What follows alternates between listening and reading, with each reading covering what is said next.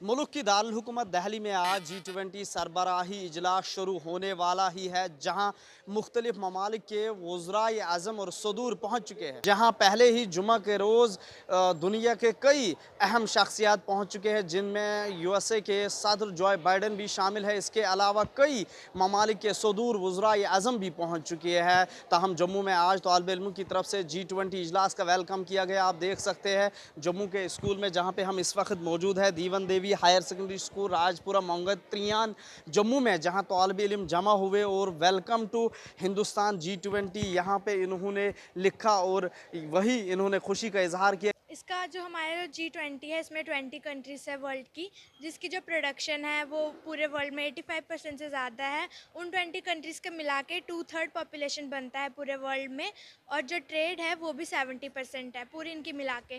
तो ये इसका जो मेन थीम ये है वो है वसुधैव कुटुंबकम, यानी कि जो हमारा संपूर्ण पृथ्वी है वो एक ही परिवार है। और ये हमारा जो इंडिया है, इसमें हमारा जो भारत है वो इसमें शामिल है, और इसका मकसद यही है कि ये बताना कि जो हमारा जो भारत, जिसको पहले नीचा दिखाया जाता था, वो भी अब बहुत ऊपर उठ चुका है। G20 इस बार हिंदुस्तान में हो रहा है इनकी मीटिंग, और ये हमारे लिए बहुत ही खुशी का मौका है।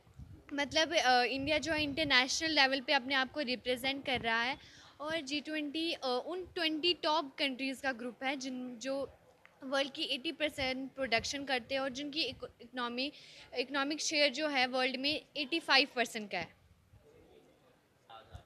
बहुत ही ज़्यादा खुशी की बात है, यानी कि हमारी 18th जो मीटिंग है वो हमारी कंट्री में हो रही है, न्यू दिल्ली में। ये जो है ये बताता है कि हमारा इंडिया बहुत ही ज़्यादा डेवलप कर रहा है, और हमारे स्कूल में बहुत सारी फंक्शंस हुए यहाँ पे, और यहाँ पर बताया भी गया है वेलकम टू हिंदुस्तान G20, और ये बहुत ही ज़्यादा खुशी का मौका है हम सब इंडियंस के लिए।